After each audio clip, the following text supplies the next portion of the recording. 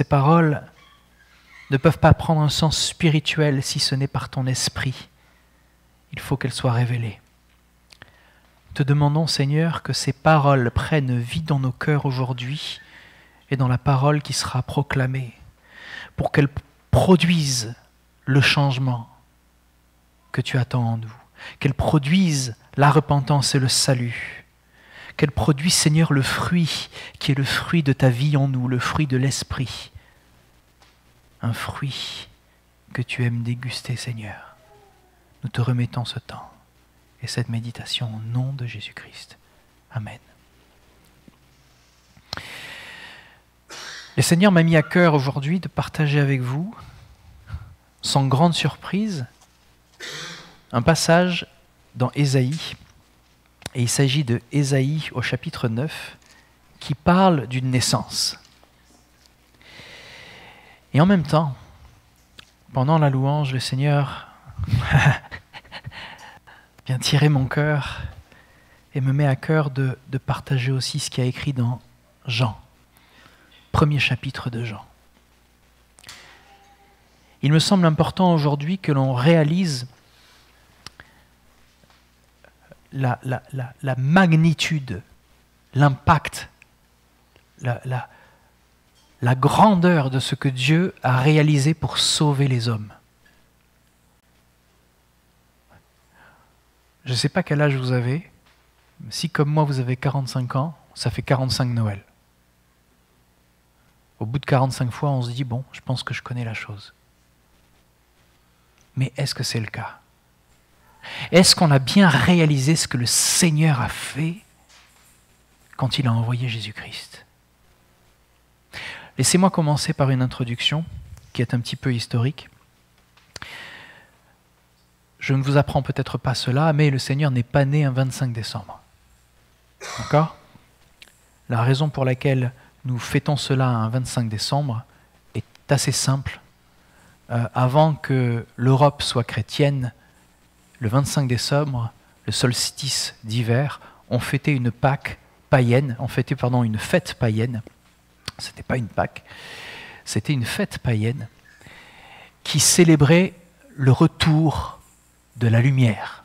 Il faut savoir qu'autour du 21 décembre, c'est la nuit la plus longue et le jour le plus court, et beaucoup déprimés. Beaucoup voulaient mettre de la lumière dans leur maison, mettre des sapins verts, parce que le vert c'est la vie, alors qu'en hiver tout est plutôt mort, les feuilles tombent. Il y a des arbres persistants, et dans les contrées un petit peu froides d'Europe, dans le nord de l'Europe, on fêtait cela le 25 décembre, c'était une fête, on fêtait la lumière. Ça n'avait rien à voir avec notre Seigneur Jésus-Christ.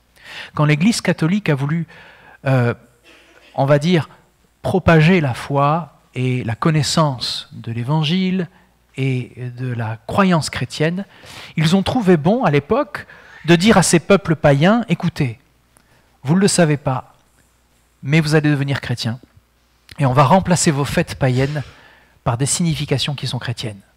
Donc, ce qui se passe le 25 décembre, quand vous voulez célébrer le retour de la lumière, ce qui est assez louable, même s'il y a plein de dieux derrière, etc., écoutez, oubliez vos dieux, oubliez ces choses-là, vous allez fêter la naissance du Fils de Dieu, la naissance de Jésus-Christ, qui est la lumière venue éclairer le monde.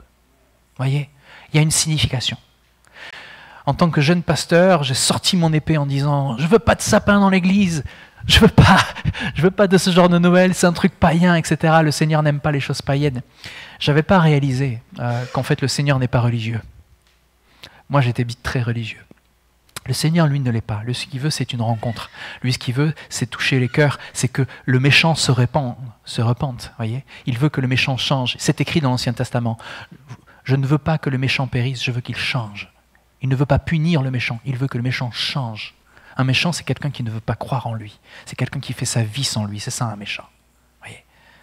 Donc, le désir profond de notre Dieu, c'est de se révéler. C'est de se faire connaître à ses enfants, à son peuple, de dire « Je vous ai parlé de mon amour, maintenant je vais vous le montrer dans la présence de mon Fils. Il va venir vivre parmi nous. » C'est pour ça que je nous amène dans Jean. Écoutez ça.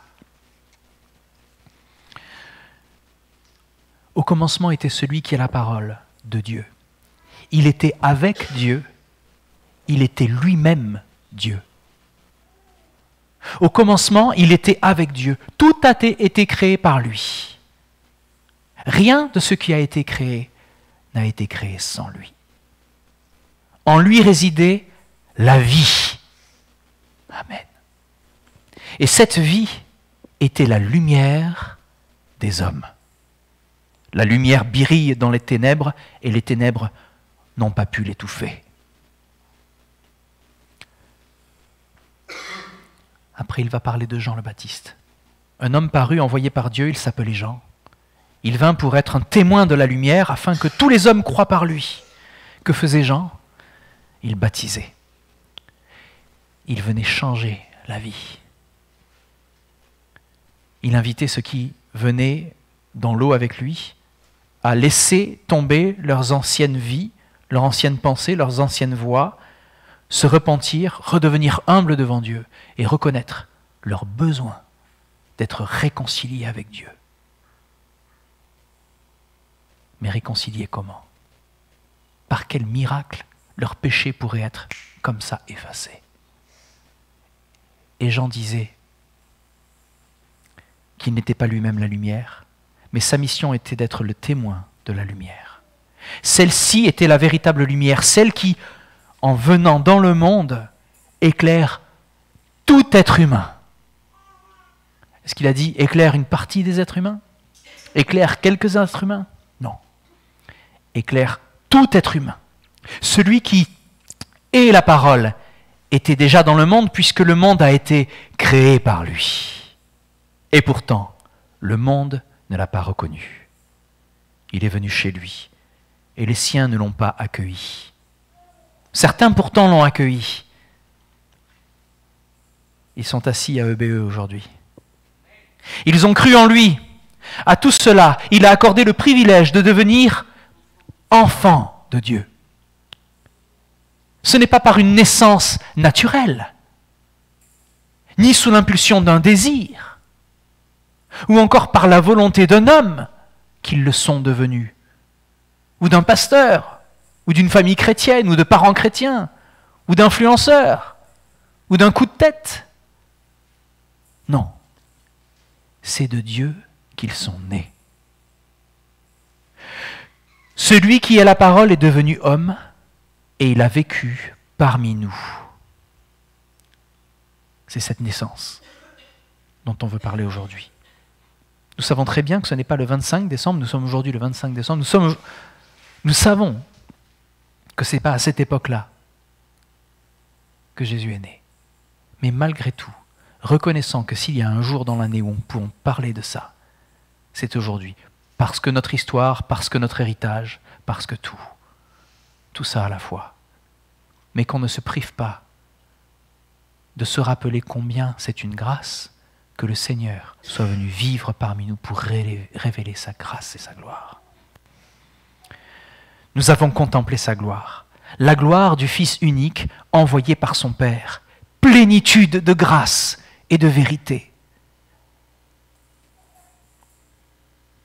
Jean, son témoin, a proclamé publiquement « Voici celui dont je vous ai parlé lorsque j'ai dit « Celui qui vient après moi m'a précédé, car il existait déjà avant moi. »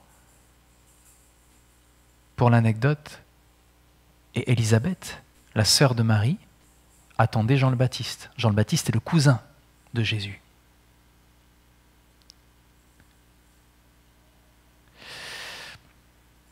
Celui qui vient après moi m'a précédé. Donc Jésus, qui allait venir après le ministère de Jean le Baptiste, était là bien avant lui. Il réalise que son cousin n'est pas juste un homme comme les autres, mais il est 100% homme et 100% Dieu. Nous avons tous été comblés de ses richesses. Il a déversé sur nous une grâce après l'autre. En effet, si la loi nous a été donnée par Moïse, la grâce et la vérité sont venues par Jésus-Christ. Personne n'a jamais vu Dieu. Personne n'a jamais vu Dieu. Dieu, le Fils unique, qui vit dans l'intimité du Père, nous l'a révélé ou nous l'a fait connaître. Ah Seigneur, révèle-nous la puissance de ta parole, Seigneur, révèle-nous la puissance de ces versets. Dieu, le Fils unique qui vit dans l'intimité du Père, nous l'a révélé. Donc le Fils et le Père sont tous les deux de nature divine, ils sont tous les deux Dieu. Et ils ont une intimité. L'intimité que l'Esprit partage avec eux. Le même Esprit qui, à la Genèse, dans les premiers versets, était en train de se mouvoir au-dessus des eaux lors de la création. Et Dieu parla, et il est dit que le Verbe de Dieu, c'est par la parole qu'il a créé tout l'univers. Et le Seigneur Jésus, cette parole, est là depuis toute l'éternité. Elle a tout précédé puisque tout a été créé par lui et tout a été créé pour lui. Vous voyez ? On ne peut pas diviser Dieu, on ne peut pas diviser le Père, le Fils, l'Esprit. C'est une unité qui travaille dès le début ensemble. D'ailleurs, ils n'ont pas de début, ils n'ont pas de fin. Nous, on a un début. Et cette intimité qui réside entre le Fils, le Père et l'Esprit, Dieu a décidé de la partager avec nous. Cette intimité. Laissez-moi vous donner une image. Je ne sais pas si vous admirez certaines personnes, si vous avez peut-être des héros dans l'histoire, des personnes qui vous ont inspiré. Ça peut être n'importe quel personnage biblique, ça peut être un personnage contemporain, ça peut être peut-être un couple, une famille que vous trouvez admirable par l'impact qu'elle a eu dans sa génération, par l'influence qu'elle a eue au niveau du ministère qu'elle a, au niveau de son appel et de ce qu'elle fait. Peut-être vous admirez certaines personnes. Et certains d'entre nous se disent « Oh là là, qu'est-ce que j'aimerais pouvoir peut-être m'asseoir à leur table et discuter avec eux, partager un repas. » J'aimerais être dans l'intimité de cette famille pour voir et vivre les choses avec eux. La Bible nous dit que c'est Jésus qui vient taper à votre porte. Et il a dit, si vous nous ouvrez, moi et le Père, nous viendrons manger chez vous. Vous vous rendez compte de ça? Vous vous rendez compte? L'intimité du Père et du Fils dans notre maison, dans notre cœur, dans notre foyer. Le Créateur de l'univers désire venir manger à notre table. Mais qui sommes-nous? Qui est l'homme, Seigneur, pour que tu le considères?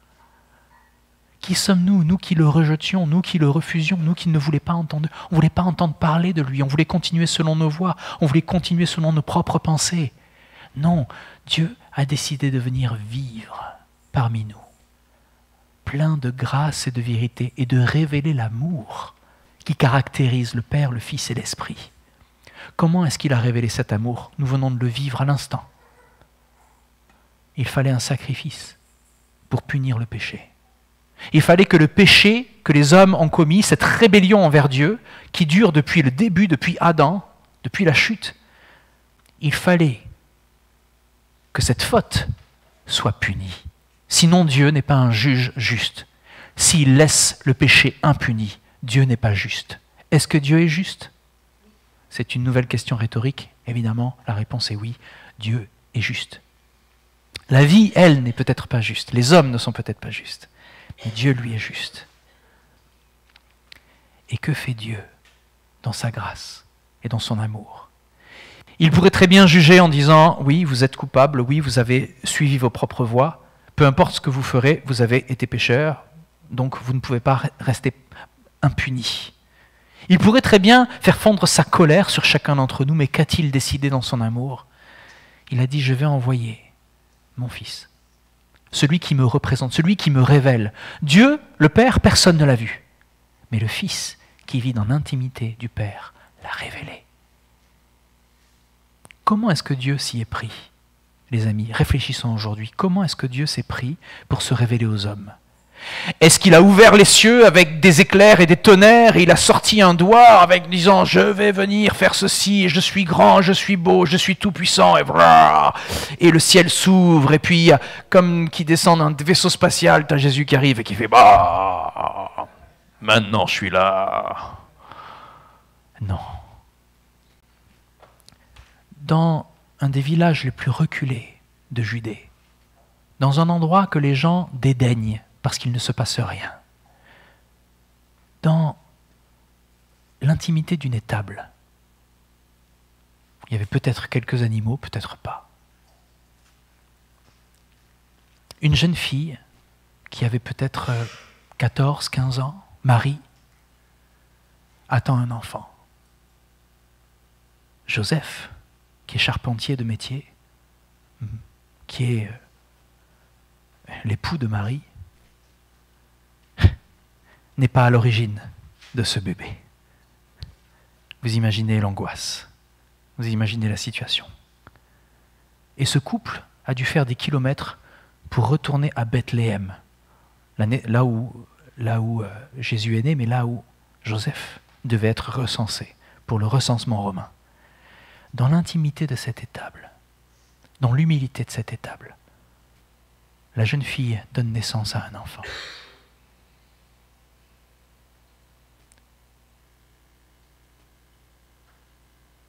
Personne n'en parle. À qui est-ce qu'on a révélé ces choses?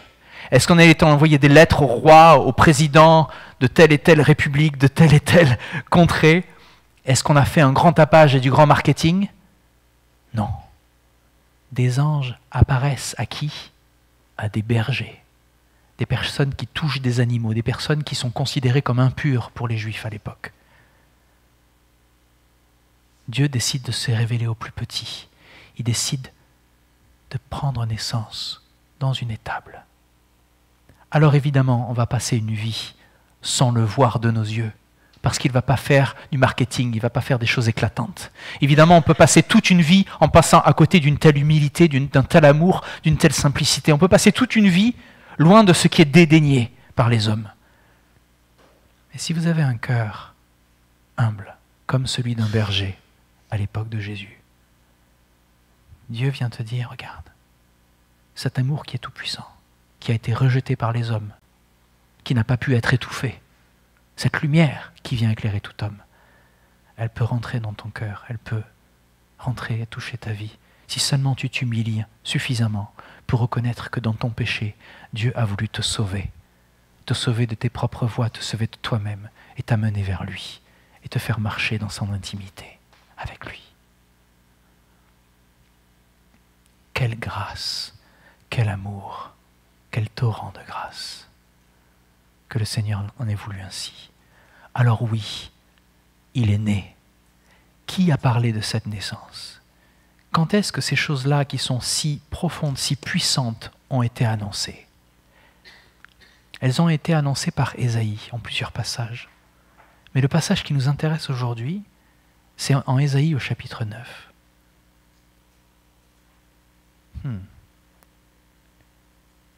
Je vais lire un petit peu avant le passage qu'on a lu en introduction. Ésaïe 9, chapitre 9, verset 1.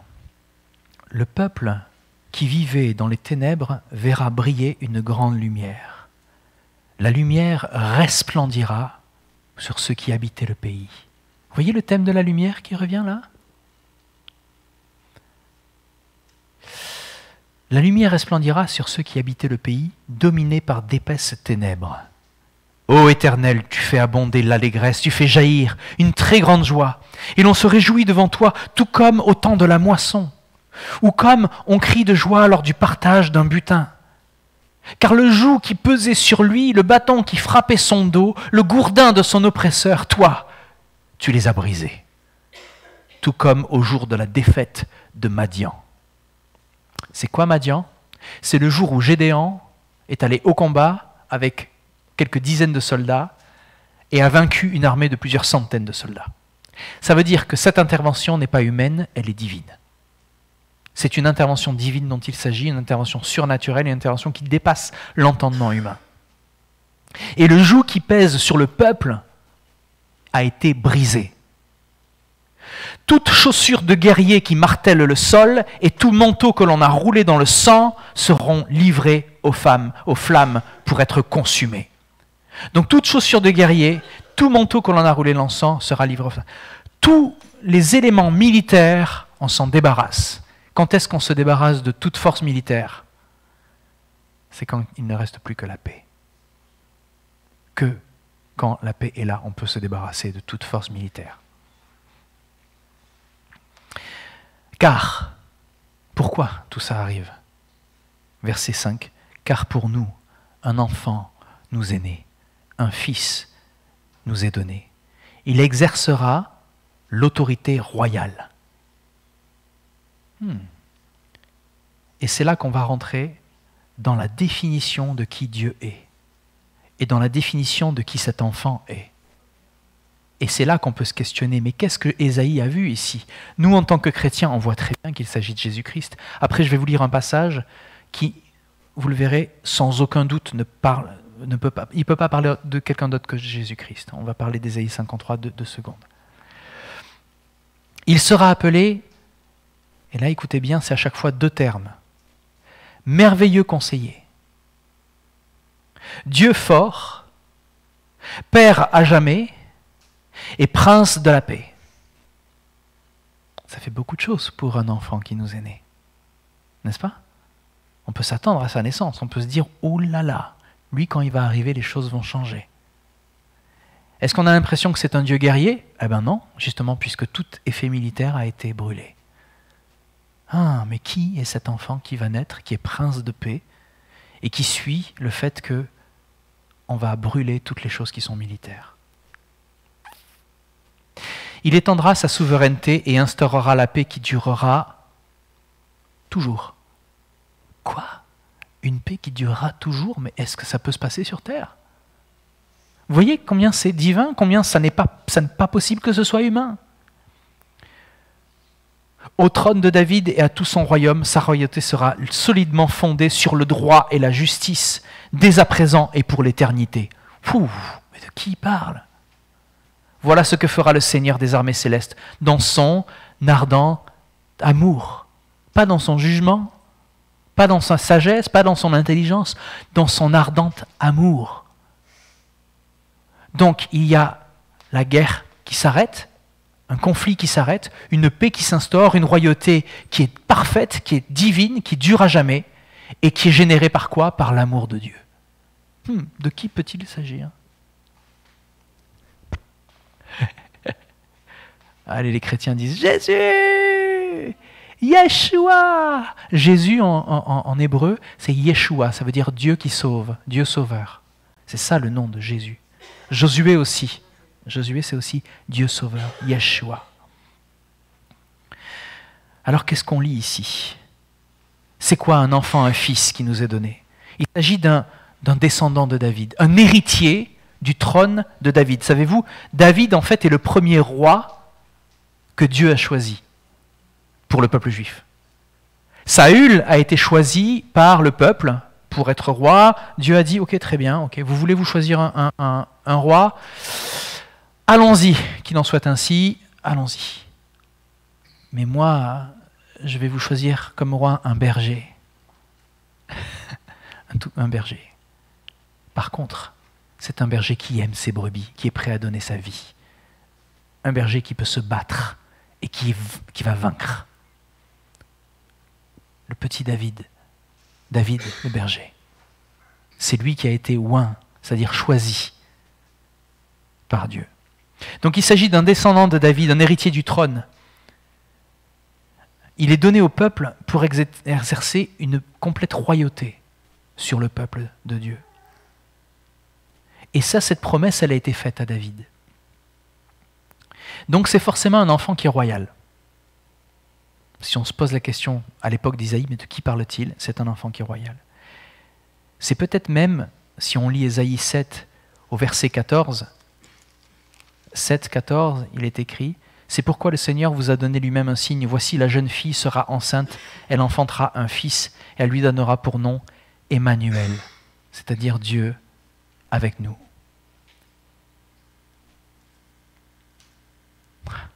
Vous voyez que la parole nous révèle ces choses. C'est sûrement cet enfant royal, cet Emmanuel, que Ésaïe a cité un petit peu plus tôt. Et dans les 4 titres qu'il donne, il est merveilleux conseiller. Ça veut dire que cet enfant, il a une sagesse qui est extraordinaire.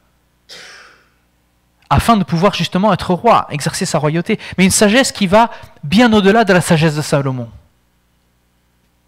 Vous savez que Salomon était le roi le plus sage que la terre ait connu à l'époque, et le plus riche d'ailleurs, pour qui l'or et l'argent coulaient tellement à flot. Donc encore plus glorieux que Salomon.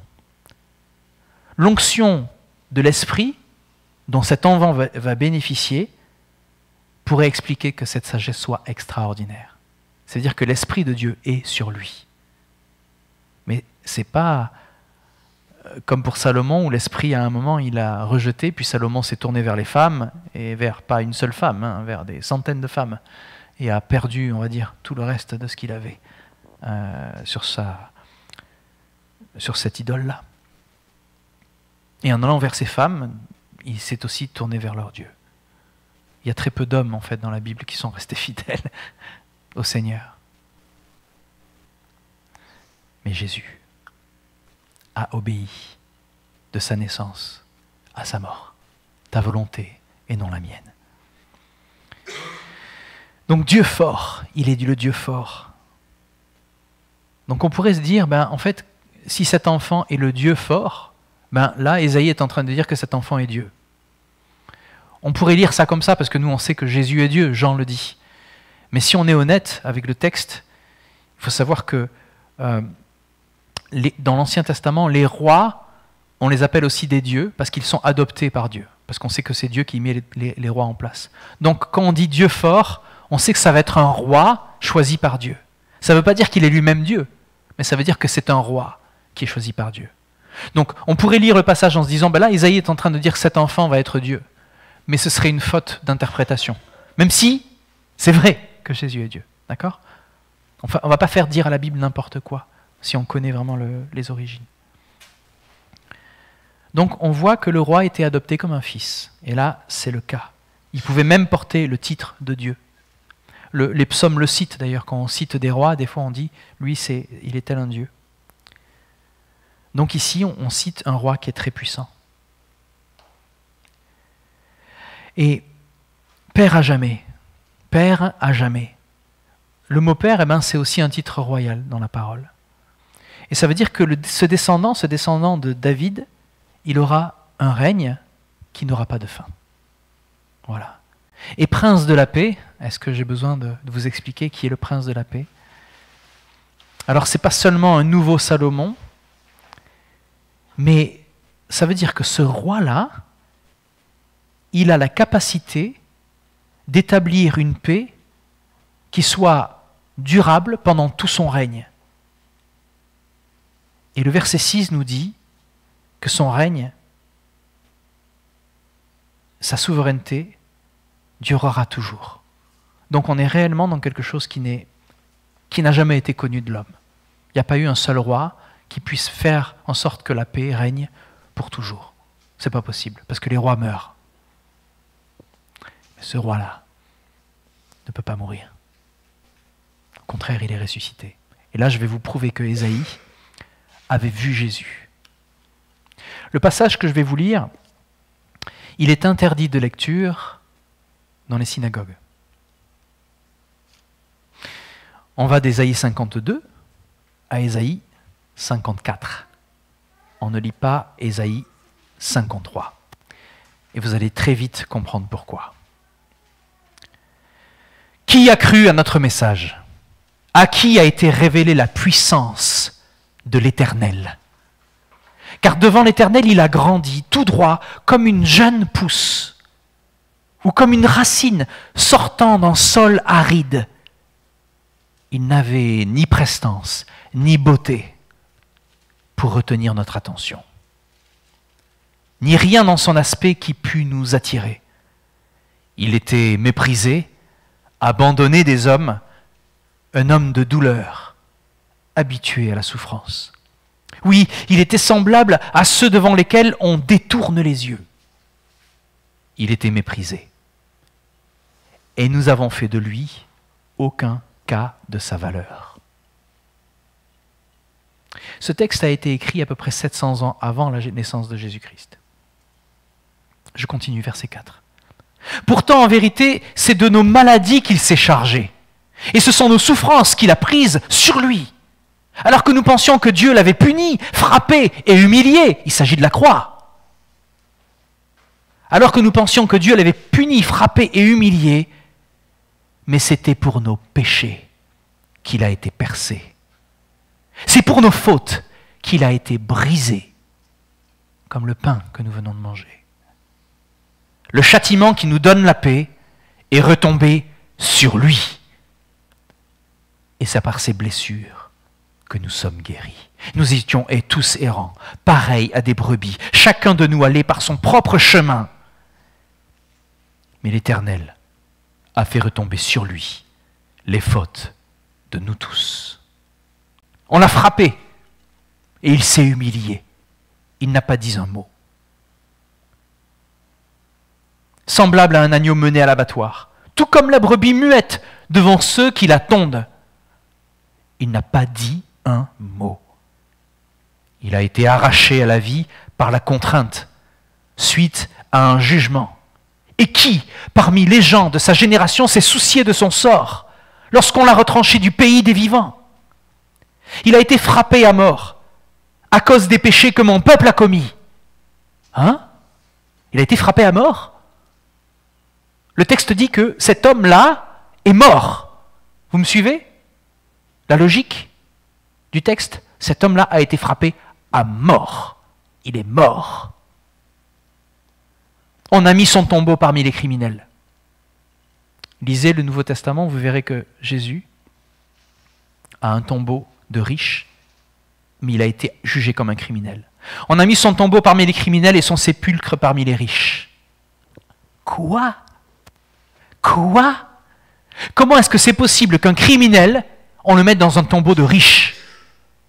Vous allez faire comme ça? Vous allez faire dans le Nouveau Testament, et vous allez voir que Jésus est jugé comme un criminel, et qu'on lui a offert un tombeau de riches, grâce à Joseph d'Arimathée. Joseph, qui lui a payé le tombeau. Son tombeau, il lui a donné. On a mis son tombeau parmi les criminels et son sépulcre parmi les riches, alors qu'il n'avait pas commis d'acte de violence, et que jamais ses lèvres n'avaient prononcé de mensonge. Mais de qui peut-il parler, les amis? De qui ce texte, 700 ans avant la naissance de Jésus-Christ, de qui ce texte peut parler? Vous comprenez pourquoi on ne lit pas ce passage dans les synagogues? Mais il a plu à Dieu de le briser par la souffrance. Bien que toi, Dieu, tu aies livré sa vie en sacrifice de réparation, il verra une descendance. Cet homme est mort. Comment peut-il vivre et voir une descendance? Ça n'a pas de sens. Mais il verra une descendance. Il vivra de longs jours et accomplira avec succès ce que désire l'Éternel. Alors là, pour celui qui lit ça, ça n'a plus de sens. Un homme qui meurt, on met son tombeau parmi les riches, il est jugé comme un criminel, il meurt et pourtant il vit de longs jours et il aura une descendance. Car après avoir tant souffert, il verra la lumière et il sera comblé. Et c'est parce que beaucoup de gens le connaîtront, mon serviteur, le juste, les déclarera justes. Ceux qui connaîtront cet homme-là seront déclarés justes. Tu connais le Seigneur Jésus, Dieu dit, tu es déclaré juste. Je sais que tu n'es pas juste, je sais que tu mens, je sais que tu caches des choses, je sais que tu as du mal avec le péché, je sais que tu luttes, je sais que tu as peut-être menti, volé, tu as fait plein de trucs. Mais Dieu te déclare juste. Comment est-ce qu'il peut faire cela? Puisque tu es un criminel. Devant les lois de Dieu, nous sommes tous des criminels. Nous sommes tous coupables. Comment est-ce que Dieu peut nous déclarer juste? Parce que son Fils a payé le prix qui devait tomber sur nous. Et nous pouvons sortir du tribunal lavés. Parce que celui qui devait prendre la sentence de mort, c'était nous, mais Jésus nous a dit, c'est moi qui vais mourir à leur place. Et ils pourront sortir libres, vous pouvez sortir libres. Mon serviteur le juste les déclarera justes et se chargera de quoi? De leurs fautes. Qui c'est qui se charge de nos fautes? Allez. Voilà pourquoi je lui donnerai une part avec ces gens nombreux. Il partagera le butin avec la multitude, car il s'est dépouillé lui-même jusqu'à la mort. Il s'est laissé compter parmi les malfaiteurs, car il a pris sur lui les fautes d'un grand nombre, et il est intervenu en faveur des coupables, en faveur de nous. Regardons à la naissance de Jésus comme l'accomplissement du plan de Dieu de sauver son peuple, sauver ceux qui se sont tournés vers lui en disant « Il est mon Père dans les cieux, je ne mérite pas, mais je veux me repentir et le suivre et vivre dans l'intimité entre le Père, le Fils et le Saint-Esprit, changer de vie, être une nouvelle personne. » Changer de vie, penser différemment, parler différemment, agir différemment, impacter toute une génération, impacter mes voisins, mon père, ma mère, ma femme, mes enfants, impacter par cet esprit d'amour que Dieu nous a donné. Voyez, regardons à Noël, regardons à la naissance de Jésus-Christ comme la grâce incroyable, infinie de Dieu qui s'est tournée vers les hommes. Une grâce humble, une puissance humble, qui se révèle à ceux qui la cherchent. Qui est allé chercher cet enfant? Qui était au courant de sa naissance? Les anges, les bergers. Ouais, peut-être un roi un peu fou, Hérode, qui avait peur de trouver de la concurrence. Mais à qui s'est révélée cette grâce? Si cette grâce s'est révélée à vous, le Seigneur dit que vous êtes sauvés. Alors, n'agissons pas comme des non-sauvés, agissons comme des enfants, des filles et des fils de Dieu, qui s'approprient cette intimité, cet amour de Dieu, chaque jour, parce qu'on en a besoin chaque jour. Chaque jour. Chaque jour, à chaque heure, oh j'ai besoin de toi. Viens Jésus et demeure auprès de moi. Il est Emmanuel, Dieu avec nous. Prions ensemble. Seigneur, nous voulons te louer, nous voulons te remercier. Tu es tellement, tellement, tellement bon, rempli de grâce et de patience envers nous.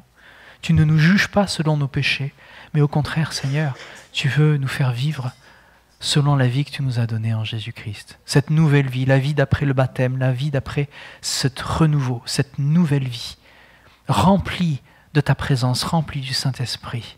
Merci pour ta naissance, Seigneur. Merci d'être venu vivre parmi nous, partager notre condition. Merci parce que tu as vécu l'humiliation, tu as vécu l'adversité, tu as vécu la trahison, et pourtant tu n'as jamais cessé d'aimer et de pardonner. Alors sois loué, Seigneur.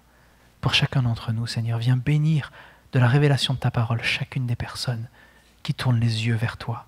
Même avec des grosses questions, même avec des doutes, Seigneur, cela ne te fait pas peur. C'est toi qui donnes la foi, c'est toi qui en es l'auteur. Merci pour ton salut, merci pour ta venue. C'est au nom de Jésus que nous prions. Amen.